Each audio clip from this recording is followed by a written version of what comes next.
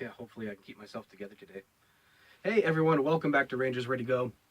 This week, another review for Power Rangers Super Ninja Steel. This week we're going to do Power Rangers Super Ninja Steel episode 16, Car Trouble. Car Trouble. This is actually a little bit better than what the title would suggest. This episode is based mainly around the Yellow Ranger Calvin and some issues he's having. Anyway, this episode opens up pretty abruptly. It opened literally the first scene is the monster Voltipede, I guess is his name, comes down and starts basically sucking the power out of car batteries. Probably a lot of other things that draw electricity that you could draw power from that would have more electricity, give you more of a charge than a car battery. But okay, they get to that later on. Anyway, as he is trying to drain the electricity from car batteries, who else but Summer Cove's resident ass clowns, Victor and Monty, just happened to be passing by on one of Victor's regular workouts, I'm supposing, as Monty is trying to monitor his energy output, I guess, his biometric energy output. Looks like Victor's actually working up quite the sweat on this workout as he's basically carrying Monty around on a rickshaw. A rickshaw. I think that's what those are called. And he's got a bunch of electrodes attached to him all over the place as Monty monitors his biometric energy output.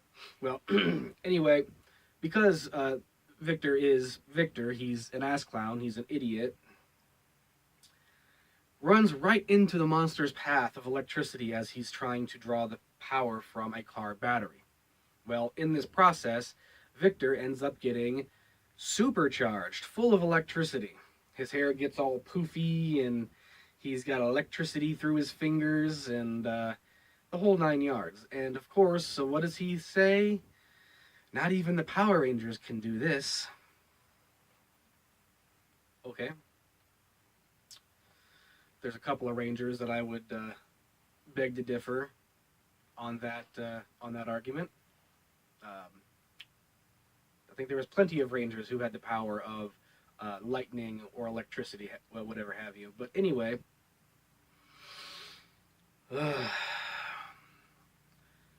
Victor has electric powers now, so let's just go with it. Cut to Summer Cove High, of course, and Calvin, the Yellow Ranger. We all know he likes. He's an aspiring mechanic. He likes to fix cars. Well, he's actually offered a job by a car mechanic after a woman asks Calvin for help to see what's wrong with her car. He checks it out, and literally 2 seconds after he looks under the hood, the actual mechanic that was hired to do the job arrives and calls Calvin a natural and offers him a job on the spot. Okay, this is what gets a little strange. Now, we have here in America what's called part-time and full-time work, okay? Considering Calvin is a full-time student at Summer Cove High, it would be illogical for him to accept a full-time job, correct? Well, because, you know, he's in school. He's a high school student. School is very important, and your education is just as important as making money. Well, Calvin didn't seem to think that way. Instead of saying, yeah, I can work part-time for you, no. Instead, he takes a full-time job and decides to quit school. Obviously, his friends, the rest of the Rangers, don't agree with him on that account and urge him to stay in school, that your education is more important. Okay, education is important, yes. More important than making money these days? No. I'm sorry. Money is what makes the world go round. As much as I hate to say that, I wish our society would go more the Star Trek route, and all amenities for the home, necessities, toiletry items, and food were all free, provided by uh, our government, our society, and we all work as a whole together to make that possible. But no, Americans are greedy. Pretty much most of the world is greedy. So therefore, something like that would never happen. Even though, as much as it would help us out as a civilization, it's just not going to progress. As a civilization, it's just not going to happen. At least not in my lifetime, unfortunately. But what I'm getting at is we need money. So this day and age, I know you're trying to teach a moral lesson to the kids watching the show that you stay in school, your education is important, yes. But when I was a teenager, when I was 15 and was still in high school, I was in 10th grade. When I was 15, I was offered a part-time job, and yeah, it was going to get in the way of a lot of academics, a lot of my work, but I took the part-time job anyway because I needed the money. Who doesn't need the money? Um, and here I am 20 years later, still struggling for money. And I've got a wife and 4 kids, so yeah, imagine money. We all need it. I need it. It's what makes the world go around, unfortunately. But getting back to Power Rangers, I'm sorry, guys. He takes the job and quits school. His friends urge him to stay, but he asks them to support him. So, being friends and fellow Rangers, they support him. Well, as Calvin is trying to figure out why a string of car problems is happening throughout Summer Cove, seemingly the same car problem. All of the starters, all of the batteries are drained and the starters are shot, thanks to Voltipede, the monster. And as this is happening, we cut back to Victor and Monty. Victor's in school, and apparently there is somebody, a government agent, I guess, um, who is there and addresses himself as Agent 00 Sven. Not 007, 00 Sven, because he's Swedish. Okay. Anyway, tries to enlist Victor as a government agent to send him on missions uh, to use his powers for the government. What? Really, Victor? We have superpowered monsters and superheroes in spandex running around Summer Cove and seemingly all over the place. And he wants wants and needs Victor's help to be a government agent. Why would he just never approach the Power Rangers and say, "We need your help. We have a mission for the Power Rangers"? That would be a little bit more interesting than Victor. In any case, he wanted him to test the theory that he actually does have electric powers. So, uh, as an example, he takes the janitor's floor buffer, which obviously just died and needed to be plugged in. He said, "Don't bother plugging it in." He touches it, he supercharged it, and of course, because it's Victor, he gets dragged all over the school cafeteria. In comedic fashion, if you want to call that comedy. Okay. Calvin runs into the monster, Voltipede, while helping another person with their car problems. Well, his new boss, Joe, of course says, "It's a monster, run," and he runs, leaving his new teenage employee there to fend for himself, I guess. Real nice guy. But, of course, Calvin, he's the Yellow Ranger, he morphs, attacks the monster. Well, um, Calvin doesn't seem to be doing that bad of a job against the monster Voltipede. However, he is outmatched and can't beat the monster on his own, so he calls in the rest of the Rangers to bring in some extra firepower, which obviously includes themselves, and Brody in the Lionfire armor and the Lionfire Zord. blasts the monster, scares him. The monster Voltipede blasts Lionfire Zord and damages its engines. Brody had to evacuate, and after that point, uh, they try to attack the monster, but he says, I'm out of energy. He goes away to go get more energy. Well, you find out literally the next scene, or the same scene literally, where he's gone. He goes to a power plant and basically sucks all the energy, all the electricity out of the power plant for all of Summer Cove.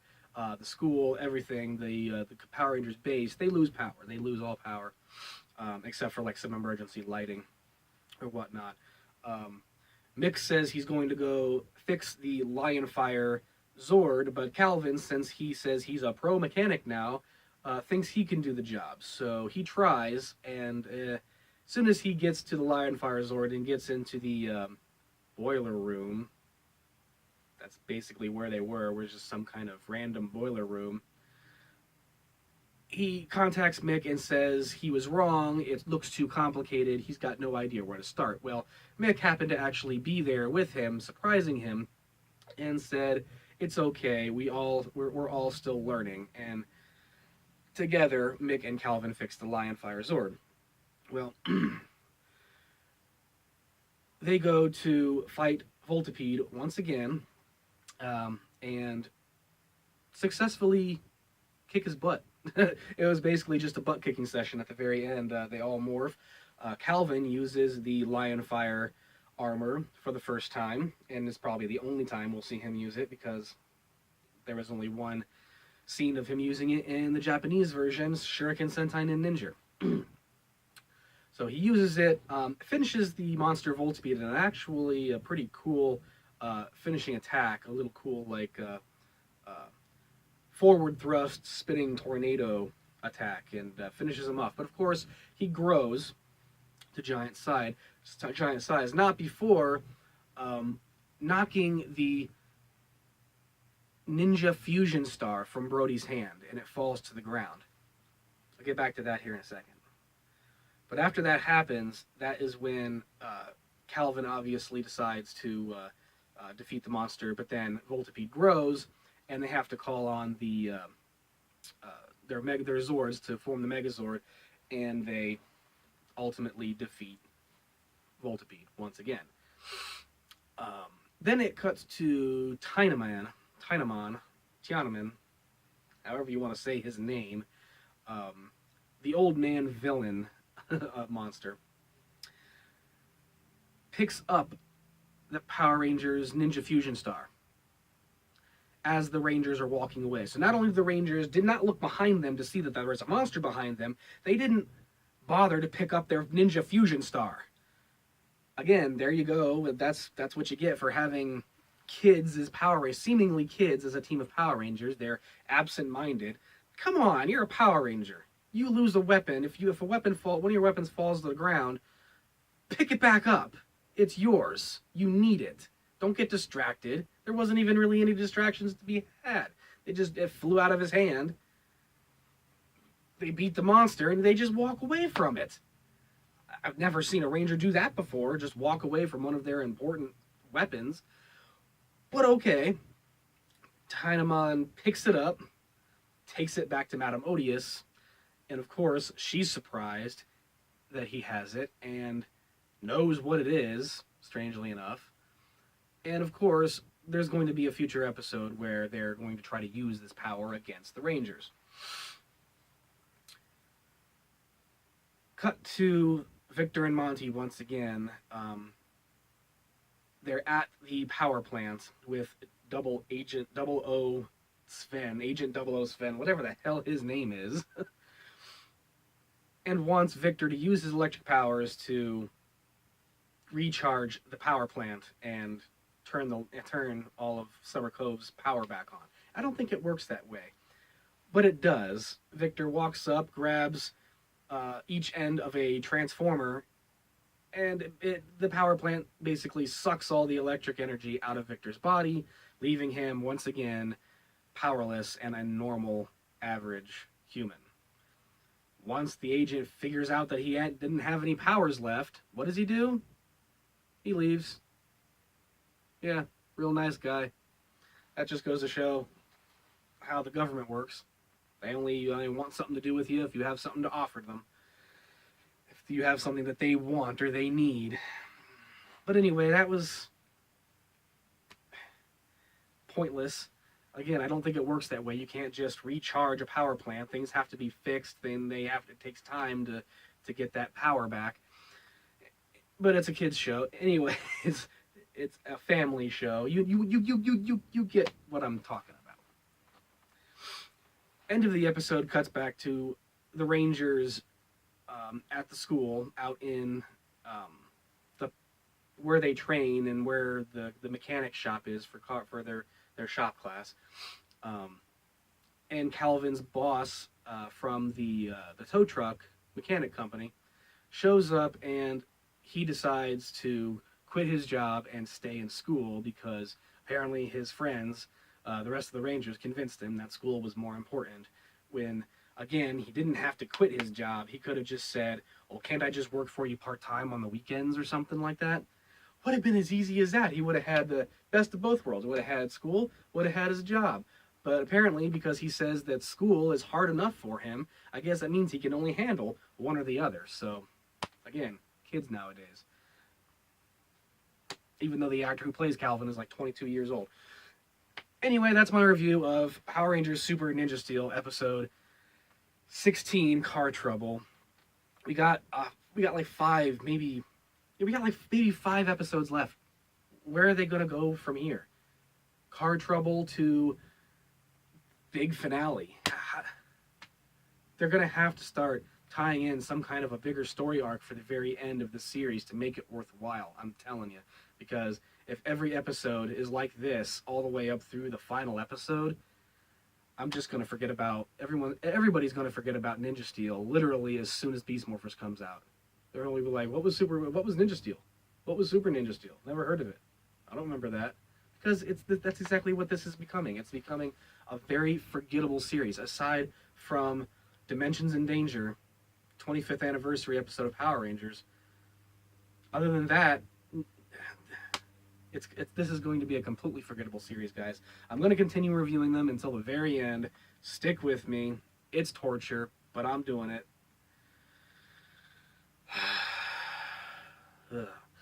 Good news, though. Starting next week, I will be beginning to upload my next string of collector's reviews, and as well as a couple of other random videos on topics that I've been wanting to elaborate on for quite some time now. So yeah, more new content coming soon. So be sure to leave a comment down in the comment section below. Let me know what you guys thought of the episode, whether it was worth your time or whether it was just, again, another forgettable episode and we're just waiting for the finale and then up until Beast Morphers is released next year. Be sure to like, share, and subscribe if you haven't already. You all know the deal. Help me out, guys. Remember, I'm doing a contest. I will be doing a full video on this here very, very soon on the details and what the prizes will be and all that here very, very soon. But again, the contest will be about a giveaway for my 1,000th subscriber. So help me out, guys. Share as much as possible. Tell your friends to subscribe. Tell them that my 1,000th, can't even talk, 1,000th subscriber will get some goodies, some really cool Ranger swag. So until next time, guys, this is Rangers Ready Go. I'm Paul. This concludes our broadcast day.